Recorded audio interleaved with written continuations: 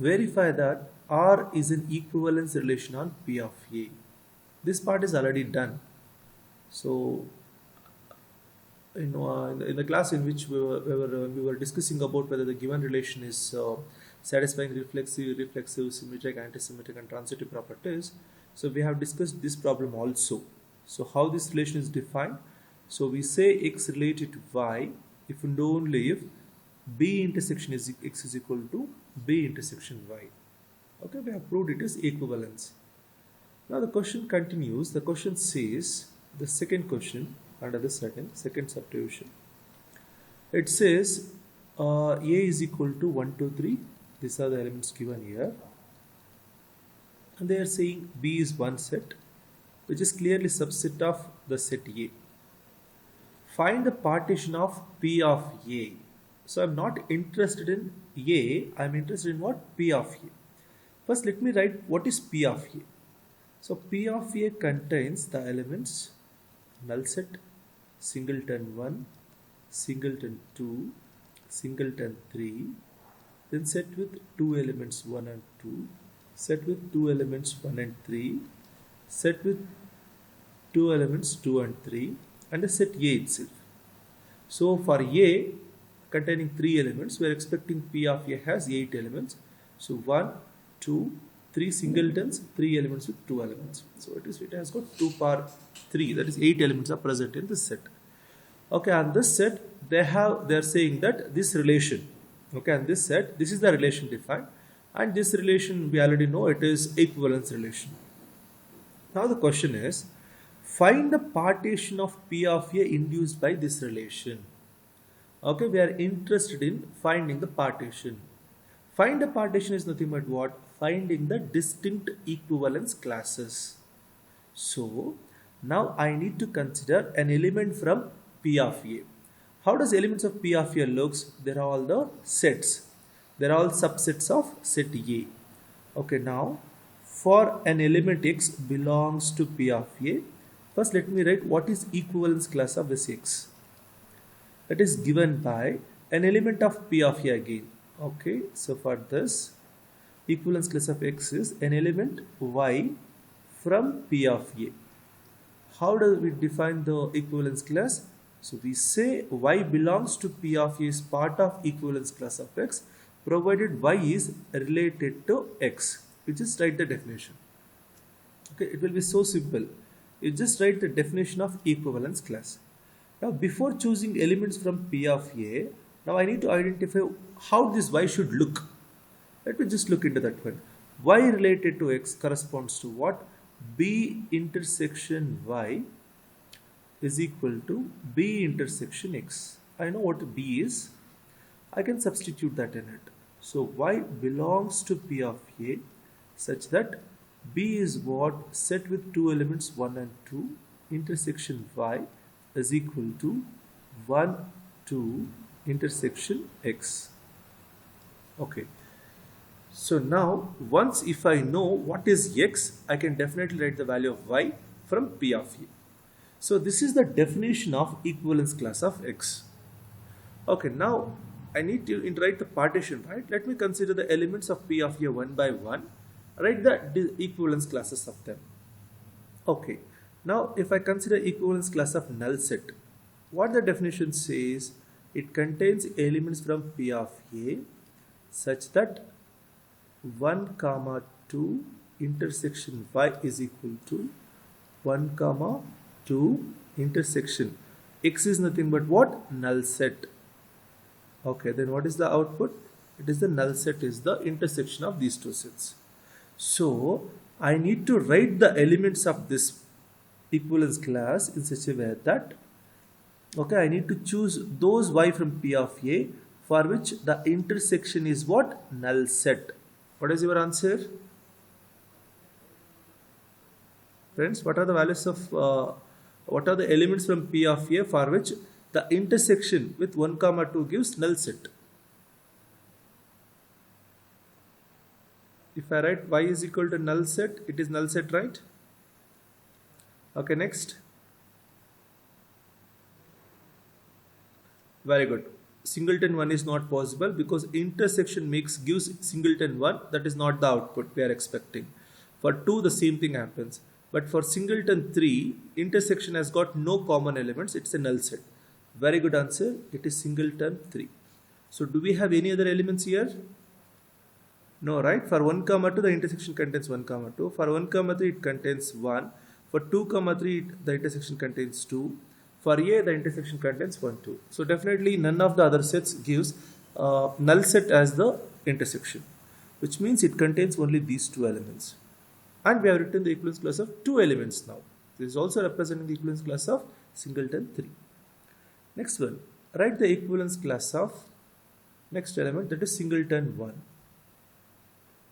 So which means I should consider those elements from P of A for which 1 comma 2 intersection y is equal to 1 comma 2 intersection singleton 1. What is the output? Singleton 1 is the output. So I need to consider y in such a way that the intersection gives singleton 1. So give me the elements of this set. First element is obviously singleton 1. Okay. Now if I consider y is equal to singleton 2, intersection makes it singleton 2, that is not the output I am expecting. If I consider 1 comma 2, again the same problem, the intersection is 1 comma 2, that is not the output we are expecting. If I consider 1 comma 3, what is the output? What is 1 comma 2 intersection 1 comma 3? Yes, so which means, so 1 comma 3 comes and sits in this, right? 1 comma 3 sits in this set. Okay, and these are the only two elements that are present in singleton 1. Let me move to singleton 2. Yes, please give me the elements of this set. So y belongs to P of A such that 1 comma 2 intersection y is equal to 1 comma 2 intersection singleton 2, that gives singleton 2 as output. So which means I am interested in those y's for which the output is singleton 2. The first element is obviously singleton 2, which is my second element.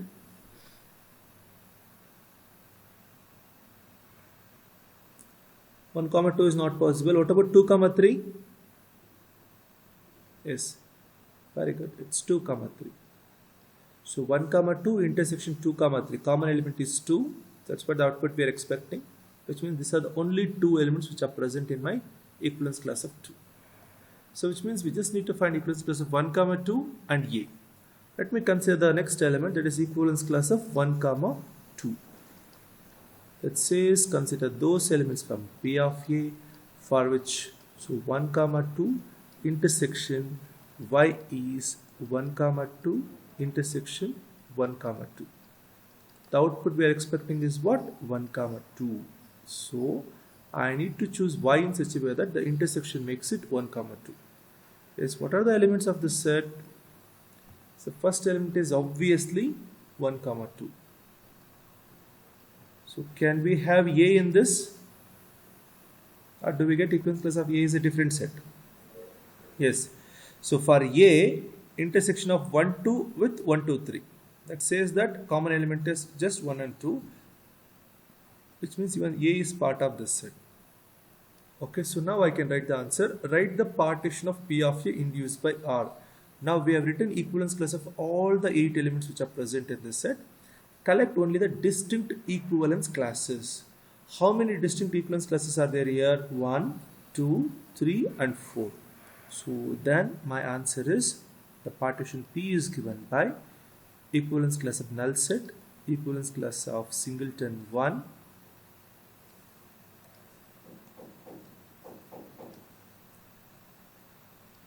next equivalence class of singleton 2, equivalence class of 1 comma 2. Okay, these are only 4 elements which are present in my P. Okay, this serves as the partition. Look at my third part of the question. If A is equal to 1, 2, 3, 4, 5, let me just write it here. A is equal to 1, 2, 3, 4, 5. Good. Next one is B is equal to 1, 2, 3. b equal to 1, 2, 3. See, it is not like the previous examples. In the previous examples, we were knowing what is A, so that we could directly talk about these two cases. But in this example, what happened? So we don't know what is this A is. So A is just non-empty set. And P of A is what? P of A is in power set of this A.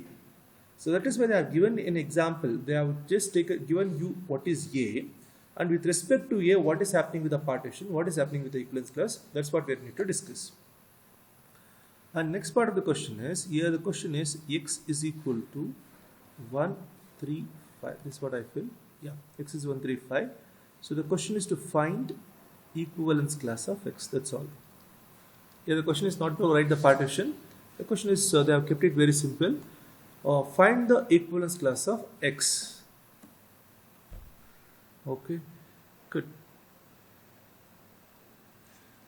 Yeah. So then how to handle this one? Here I just need equivalence class of x. So on P of A, the same relation. So we are still talking about the same relation. So on P of A, how this relation is defined? X is related to y if and only if B intersection x is equal to B intersection y. There is no change in the relation. For the same relation with a different set, we are supposed to discuss the same thing. Okay, so what I want here, I want equivalence class of x. Okay, first let me just check out the definition. The definition says you should consider y belongs to P of A. Okay, y from this P of A, such that y intersection B is equal to x intersection B. Otherwise, B intersection y is equal to B intersection x. We know that intersection is commutative. Just interchange the position. It doesn't make any difference. If you want to maintain, you can just do that. Nothing wrong with it. Okay, let me substitute everything in it. Equivalence class of x is known to us. X is nothing but it's a set with 3 elements, 1, 3, 5. That's equal to y belongs to P of A, such that y intersection B is known to us. It's 1, 2, 3. That's equal to x intersection B. X is known to us. It's 1, 3, 5. Intersection B is 1, 2, 3. So this is equal to what? Intersection contains 1 and 3.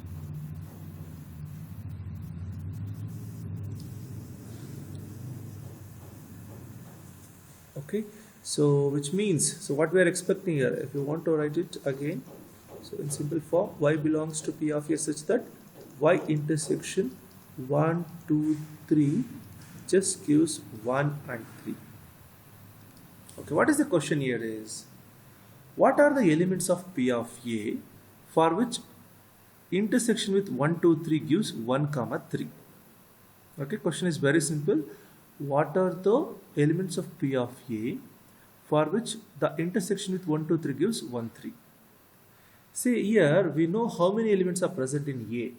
A contains how many elements here? 1, 2, 3, 4, 5. 5 elements. Then obviously P of A contains what? 2 power 5 elements. 2 power 5 means 32 elements. I need to list all 32 elements of P of A here, just like the previous example. Here I just wrote 8 because A had only 3 elements.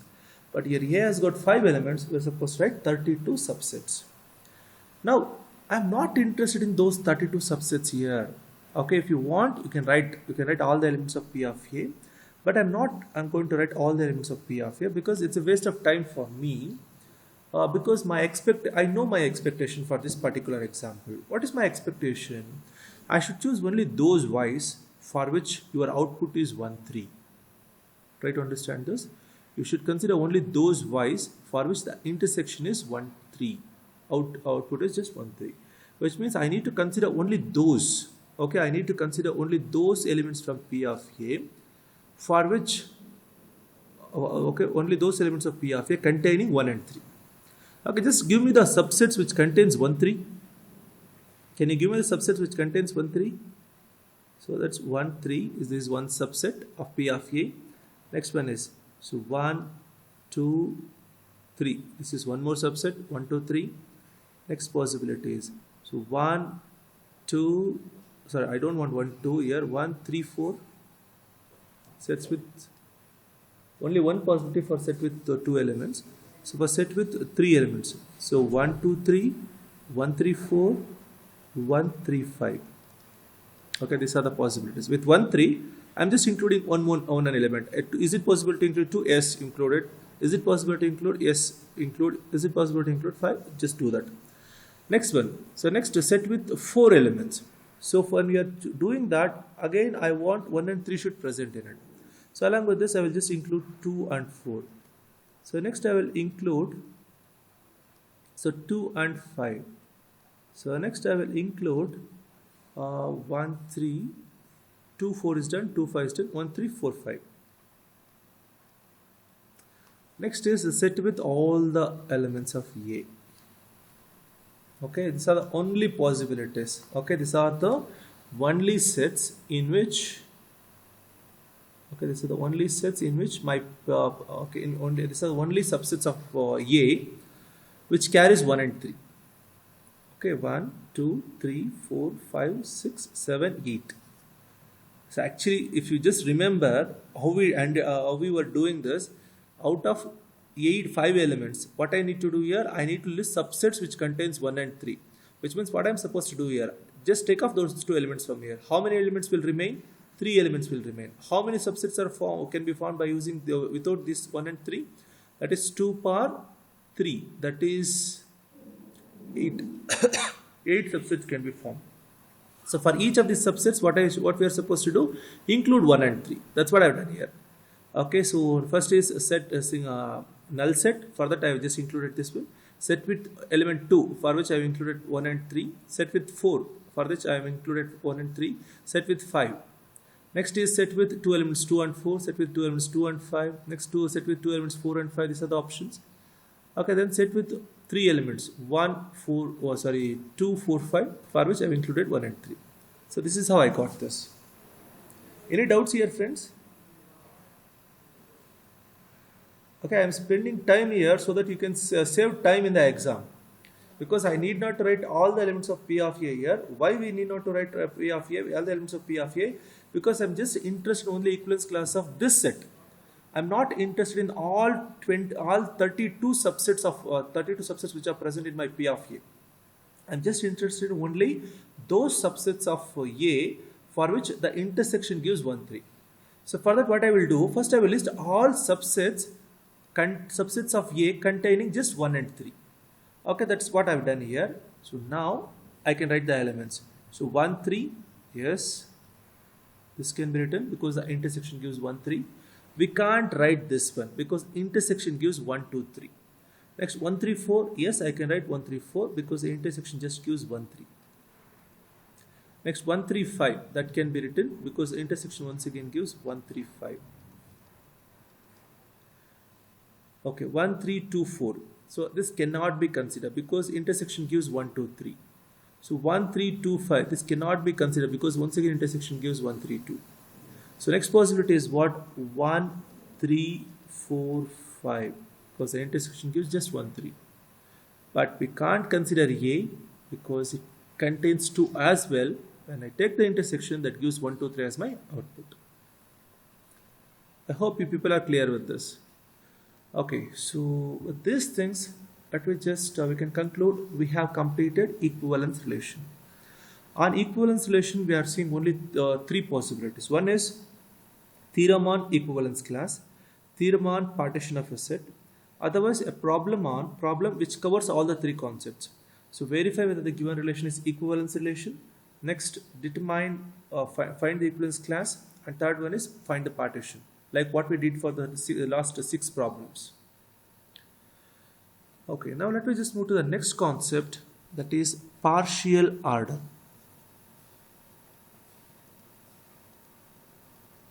So in the exam, 100% question, once again from partial order. You can find question papers without equivalence relation. So in that question paper, instead of giving a question on equivalence relation, they have given the problem on properties of relations. Like So determine whether the given relation is reflexive, symmetric, antisymmetric, and transitive. This was the question. At that point of time, there was no question on equivalence relation. So, but even in that question paper, we had a problem on partial order. Okay, 100% question will be there on partial order. Once again, very simple. I can say like this is even more simple than your equivalence relation. I think by this time, if people are comfortable with equivalence relation, people have felt it easy. If that is the case, partial order is even more simple. Let me see how does it works. R is subset of A cross A. That is, R is one binary relation defined on set A. Now, this binary relation, if it satisfies reflexive property, then antisymmetric property. So, this is the only property where it differs from equivalence, antisymmetric and transitive. If you can show a relation is satisfying these three properties, then that property is called partial order relation. Okay, it says that for all x belongs to A, x comma x has to be element of the relation. For all x, y belongs to A, it goes with the conditional. If x comma y and y comma x both are present in the relation, so then x and y are not two different elements, they are exactly the same. Then x and y are same.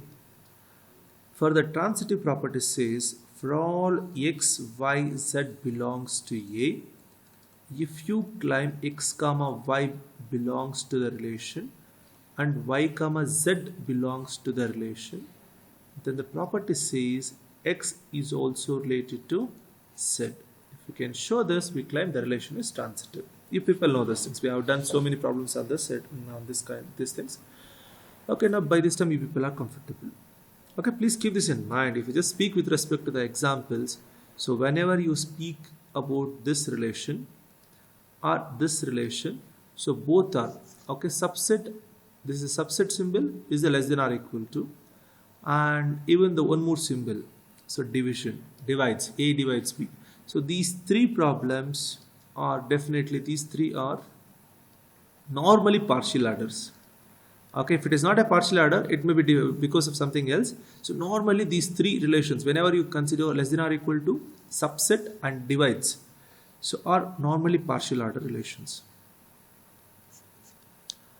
Further, so once if you claim the relation is partial order, so once if you claim the relation is partial order relation, you can write it like this: A comma R within the common brackets. So first set refers to partially ordered set. It is called partially ordered set. How this order came? This came from this relation. So this relation is called partial ordered relation. Partial order relation. Is that clear? If I can show R is the partial order relation defined on set A, then set A is called partially ordered set. See, when we spoke about equivalence relation, we spoke about equivalence class. So I was telling about the class representatives. It is something like that. So like which are all the elements equivalent there?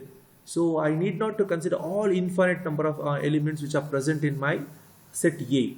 So only 4 elements, or sometimes only one element is enough for us. So that one element will represent that entire class, that entire set.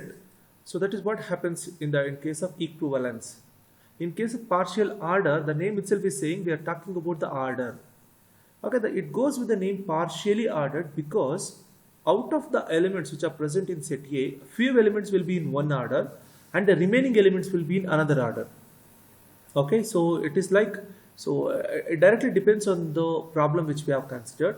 So sometimes all the elements, I can just show all the elements are in a definite order. In that case, we claim that relation as total order relation, and the set A is called totally ordered set. We'll just come to that one. So right now, first try to understand what is partially ordered relation. Partial order relation is nothing but a relation which speaks about the reflexive, antisymmetric and transitive property. Good. Now, before going further, so before speaking about the problems in detail, we're supposed to speak about one more point. Okay, and so this A comma R is also called as poset. P-O-S-E-T. So from now onwards, if I say A comma R, if I just write this one, that refers to the poset. Poset is nothing but partially ordered relation defined on this set A. So these two together called as poset. Okay.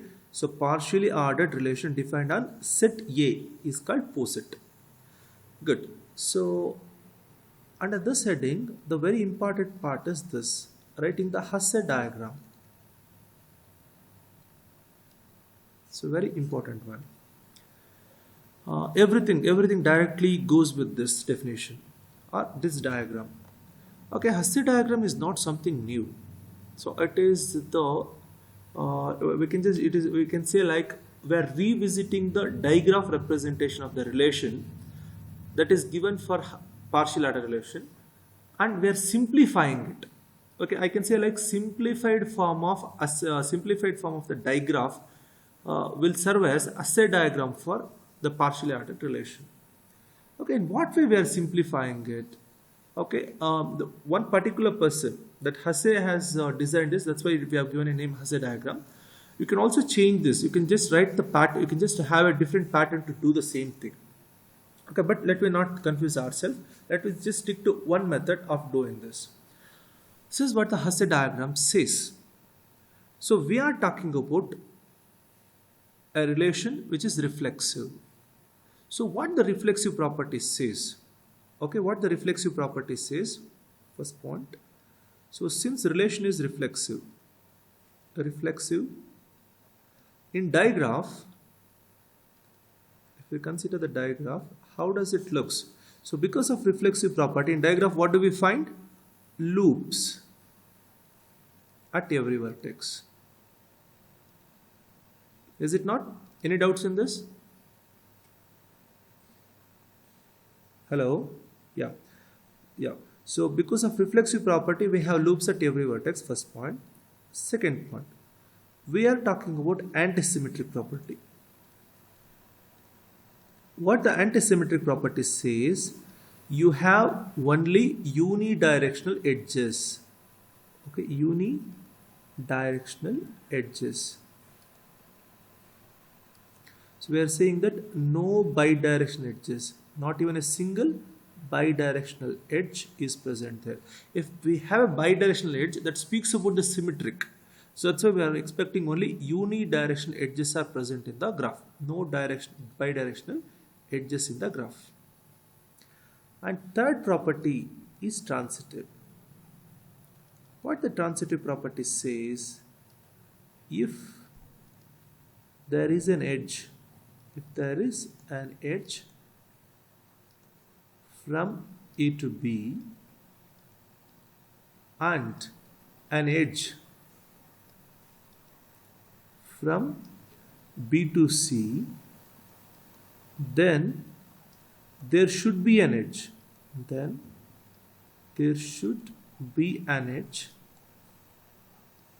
From A to C. This is a common sense, and we already discussed this in our previous classes. Okay, so if x comma y and y comma z belongs to relation refers to what? I am talking about an edge from x to y, and next again talking about an edge from y to z. So if this is the case, definitely there will be an edge from x to z. That's what I have written here, A to C. Okay, so now in what way we are simplifying in Hasse diagram? What this Hasse diagram says? So in what are the things, what are the improvements, or what are the simplification that we are doing in digraph to get the Hasse diagram? That's what I am going to write. Okay, so I can just like working, I can't say like it is working rule also. Let me say like it's a method. Okay, method to write Hasse diagram. Or the procedure. I can put it like this. I can put it as procedure. That's better. Okay, so to write Hasse diagram. Okay, this is what I'm supposed to do.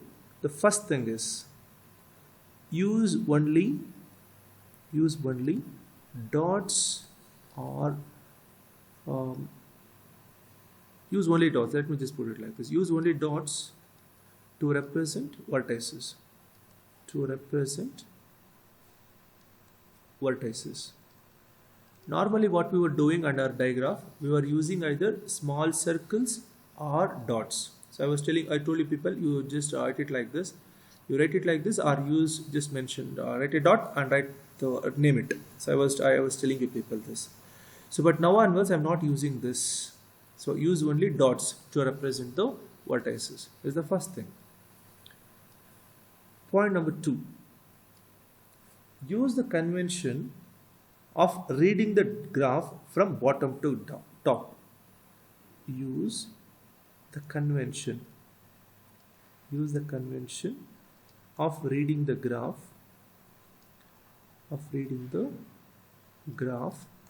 from bottom to top. This is very, very important. This one line makes too much of difference. Okay, so please try to understand. Use the convention of reading the graph. Okay, reading the graph from bottom to top. See, you always read the graph from bottom. So you should not read from the top to downwards. Okay, so please keep this in mind. It's very important. The third point is, so from third point onwards, we'll just look into one by one. Reflexive property says we have loops at every vertex, but don't mention the loops. So don't mention the loops.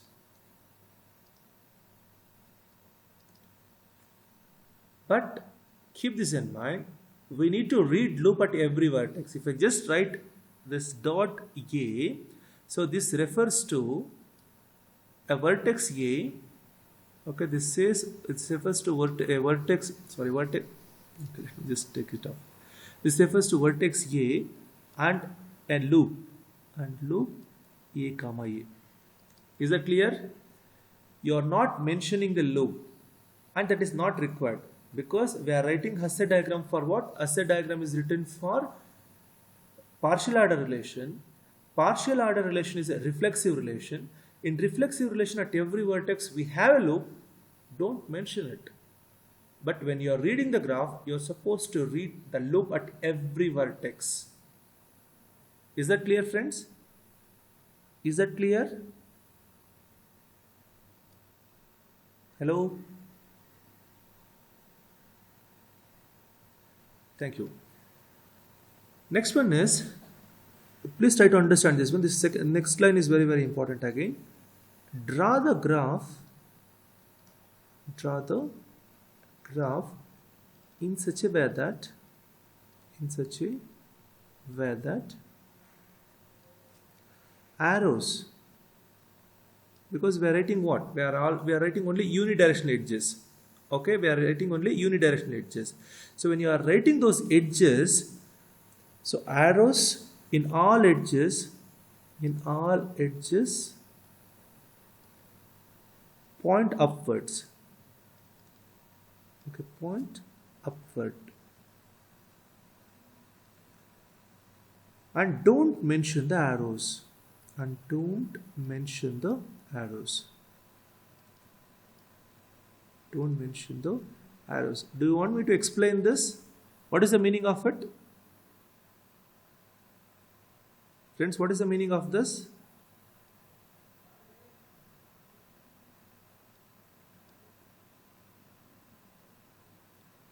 Okay, it says that it contains only unidirectional edges. So every edge which you are writing, it should be written in what? Upward direction. So, and when you are doing this, you are not mentioning the arrows in it. Like for example, if this is my edge. Okay, if this is my edge, so this is what I'm supposed to do. I should write this one as A, B. Straight line. Otherwise, okay, and I know it is not looking like a straight line, and it is not mandatory to write straight line only. Okay, it's fine, but let me write it neat. Okay, so this will be, and if it is if I am talking about partial order relation, I'm expecting definitely a loop at this vertex, a loop at this vertex. So this will be my edge. So A to B there is an edge, A to A edge, B to B we have an edge. Okay, this is represented like this. What we are doing here, we are using the convention of reading this graph from where to where? From bottom to top. How I am supposed to read this one now? A comma A. This vertex says you are talking about a loop. Read it as A comma A. Next, you are using the convention of reading the graph from bottom to top. It should be A comma B.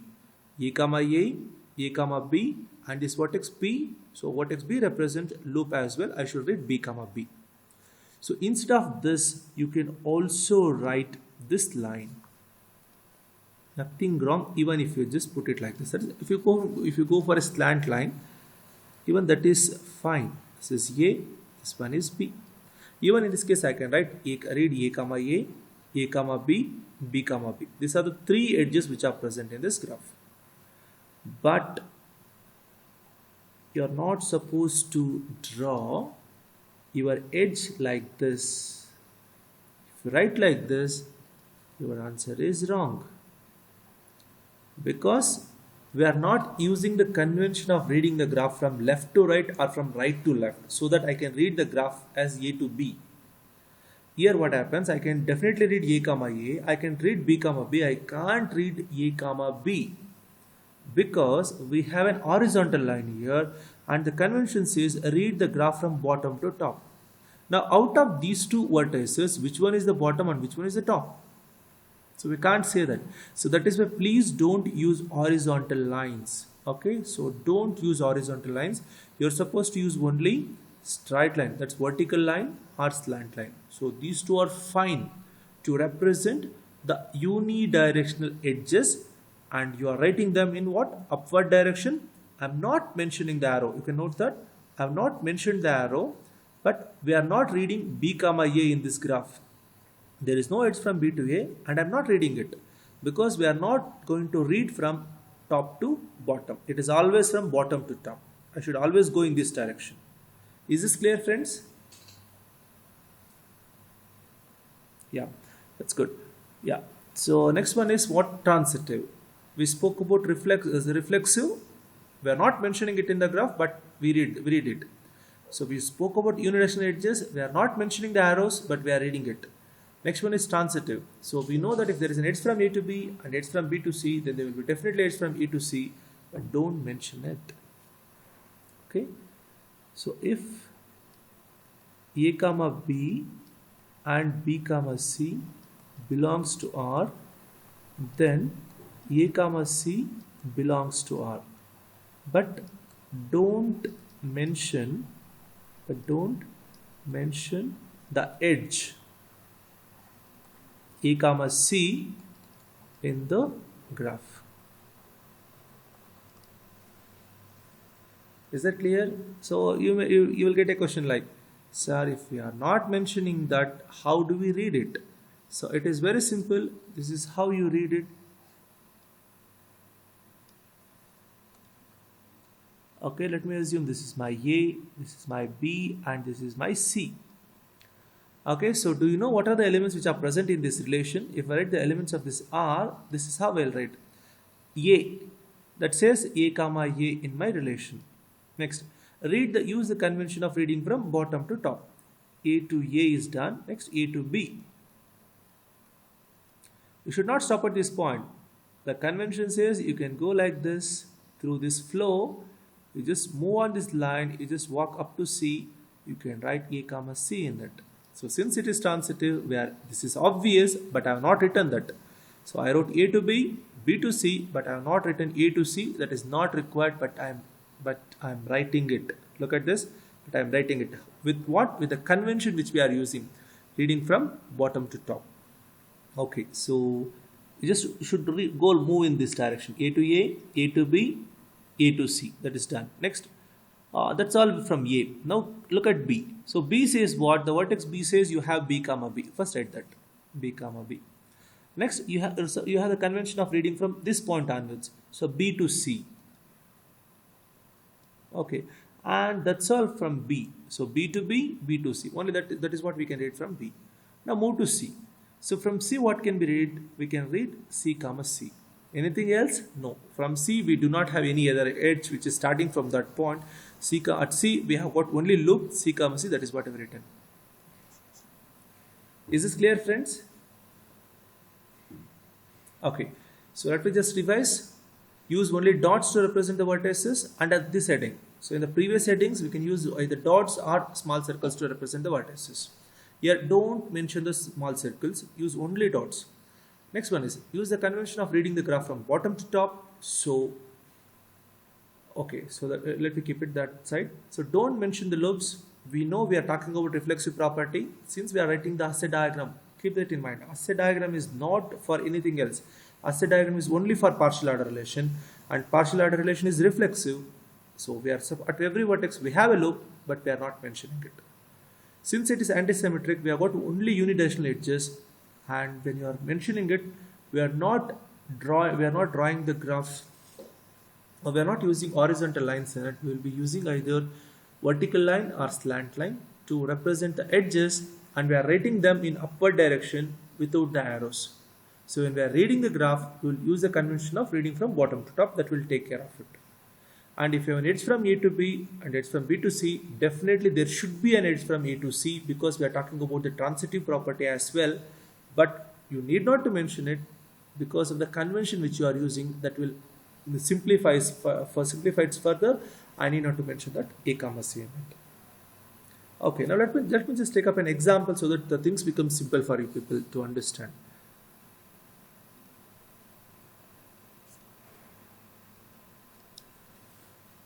Okay, as I told you people, the most common one is the division.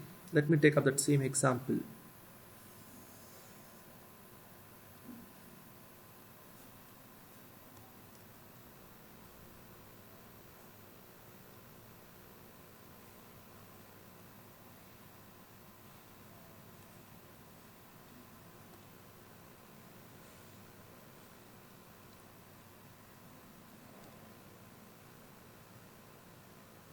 I hope people can read this question. So define partial order, and you people know that already. If R is a relation on A, defined by X is related to Y and only if X divides Y. We already spoke about this. We already proved that this relation is partial order relation. If you want, you can just go back and check your notes. So we have done it. We have proved it is partial order relation. Now let me go further. Prove that A comma R is opposite. Yeah, if people know how to do that, you will do it. Draw its Hasse diagram. Let me concentrate on this. Okay. Now I will show you how it works. Now for your surprise, I'm not going to write the relation first. I'm not writing the relation first. I will write the Hasse diagram first. So then we will write the relation. Okay. Let me see this. Let me see how it works. Yeah, what the method says, you have 4 vertices here. 1, 2, 3, 4. 4 vertices are there. I'm not supposed to use the circles. I'm supposed to use only dots. See, when you're writing the Hasse diagram, you should always start from one vertex which is related to more elements. Keep this in mind. Related to, from 2. Please keep track of it. So you're supposed to identify an element which is related to more elements in the set. Which is that element? X divides Y is the operation or the relation. So 1 divides every element of this set here. So which means I should start from this 1. I should keep it at the bottom. Okay, it gets the bottom level priority. I should keep it at the bottom. So this is 1. I hope no doubts in it. Good.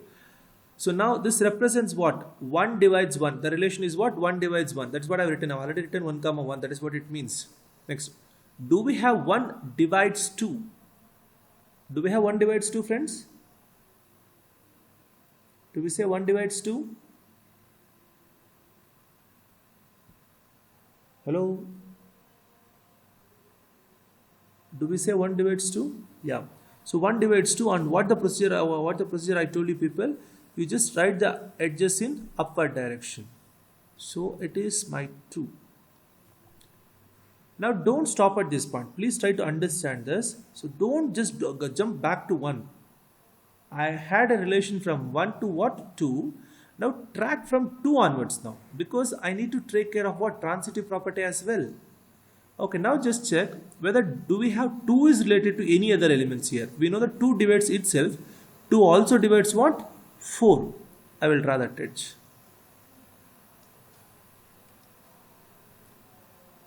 And the shape I am using is not mandatory. You can also have straight line like this. 1 to 2, 2 to 4. You can draw even that one also. Nothing wrong with that. Okay, from 4. So do we have 4 divides any other number? No. 4 divides itself and 4 is not dividing any other number. Okay, I will just jump back to 1 vertex back. So I will just come to 2 now. 4 is not dividing any other number.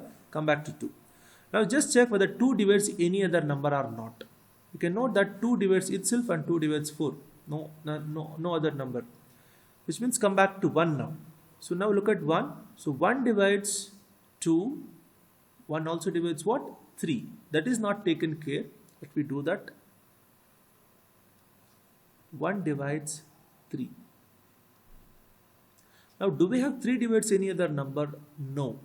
Stop the process. Come back to 1. So do we have 1 divides any other number? No. And how many vertices we have here? 4 vertices. All the 4 vertices are accommodated here.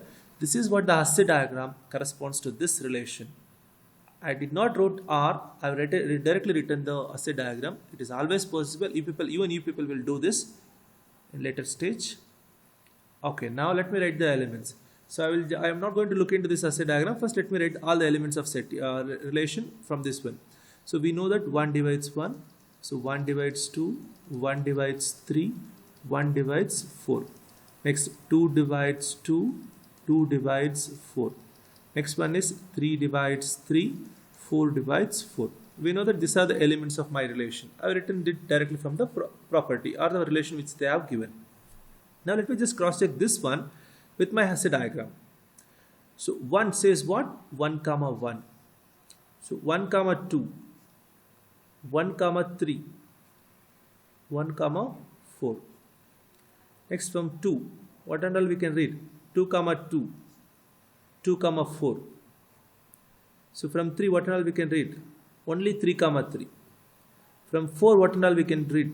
Only 4 comma 4. Any doubts in this, friends? Are you feeling it simple? Okay, let me just check one more then. So let me just take up an example quite similar to this one. Let A is equal to, I'm talking on the same division operation again. So A is equal to 1, 2, 3, 6, 9, 12, 18. Okay, first let me just stop at this point. Yes. Okay, so for this one, let me write the Hasse diagram. So please help me in writing the Hasse diagram for this one. So still the relation is x related to y, if and only if x divides y. Okay. Now please help me in drawing the Hasse diagram for this. So I should start from which number? Very good. I should start from 1. And always please don't start here and try to keep it as low as possible, so that your drawing becomes your drawing will be quite neat to see. So this is my vertex 1. This also speaks about what? 1 comma 1. Next. So what about 1? So 1 divides 2, right? Okay, 1 divides 2. Let me write that one. 1 divides 2. That's good. Next one. So what I told you people, don't go back to 1. Okay, just move from this 2 onwards. So 2 divides what? Very good. 2 divides 6. Let me write that one. Okay, 2 divides 6. Okay, that's good. Next, 6 divides 12. Very good.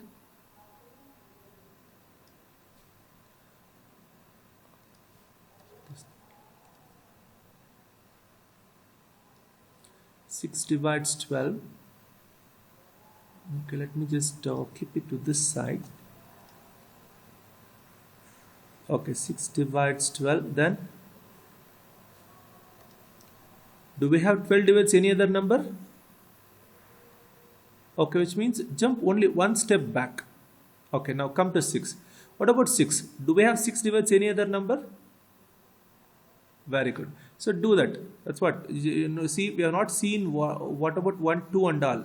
I'm speaking from this point onwards. It's 2 also divides what? 18.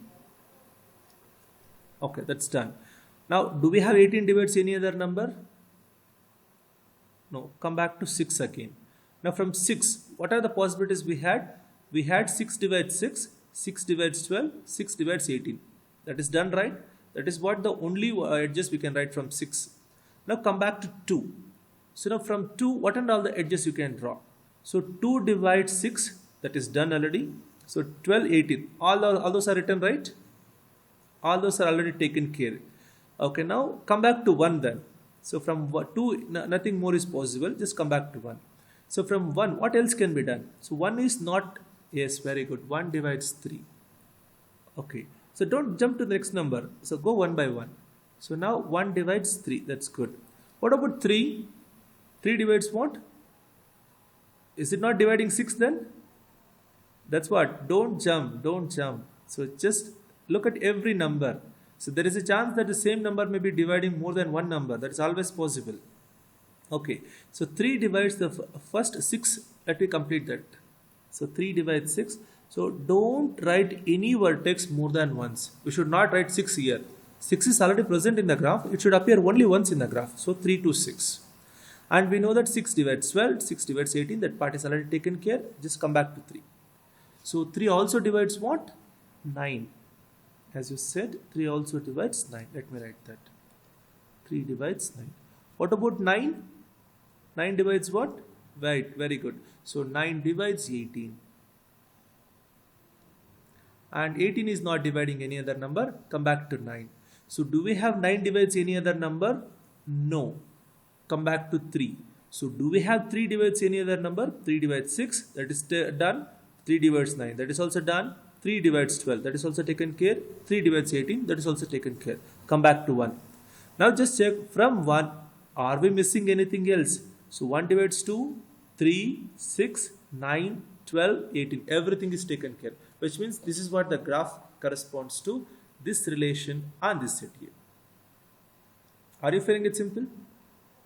Okay, if you want, I can just write the elements of this relation. See, I have not written the relation. I'm directly giving you the elements of this relation. See how simple the things are. So 1 comma 1. So 1 divides 2. 1 divides 3. Just check out whether all these elements are included or not in this assay diagram. So 1 comma 6 that is done. 1 comma 9. 1 comma 12. 1 comma 18. See, and you can note that I've not just checked many things. Like I need not to go back and see again and again. Like from 2, if I just taken care of everything, so I need not to go back and check whether like any element is missing or not. But like this, when I was explaining you this one, I told you that 3 divides 6, that should be taken care. So instead of that one, if you just jump to 9, you will miss this one. That is always possible. Then afterwards what happens? You need to write the relation to cross check your answer. Okay, please don't do that. So when you are writing any number, just check whether it is related to this all the number or not. Okay, till 1 comma 18, all these elements you people can see here. Next, starting with 2, it divides itself, it divides 6, it divides 12, it divides 18. Okay, note all this can be seen in this example. Next, 3 divides 3, 3 divides 6, next 3 divides 9, 3 divides 12, 3 divides 18.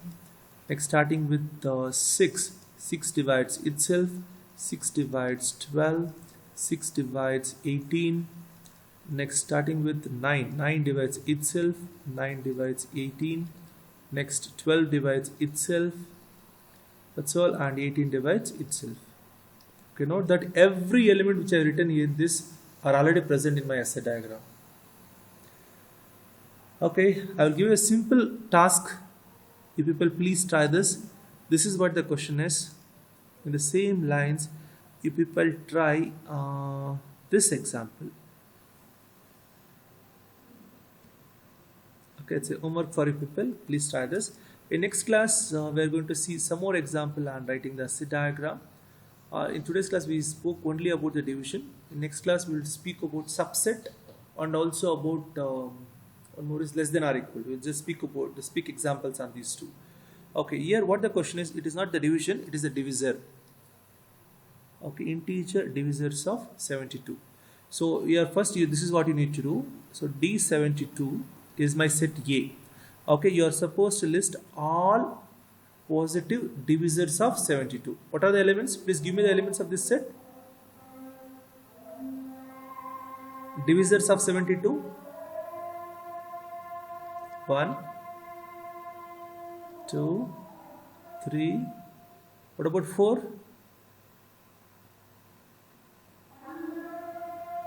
Can't we divide by 4?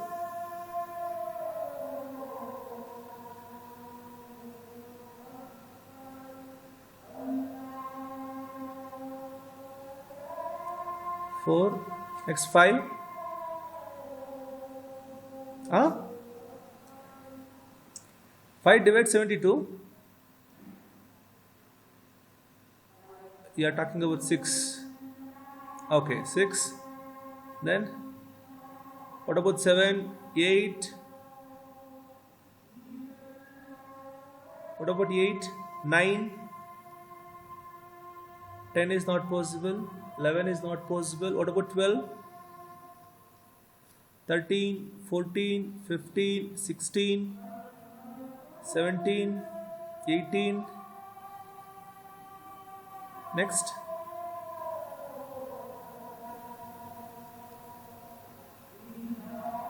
Okay, just check. So, do we have any other elements present in this collection? If we have any other element, if I missed any elements here, you just include those elements and you just write the assay diagram corresponds to this. So they are saying what? Draw the assay diagram of all positive integer divisors of 72. So they have not mentioned the relation here. Here the mention, since we are talking about what positive integer divisors, they are referring to x divides y only. So please write the assay diagram by assuming x divides y in this case.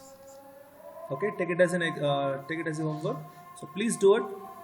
Thank you all. Have a nice day. See you tomorrow.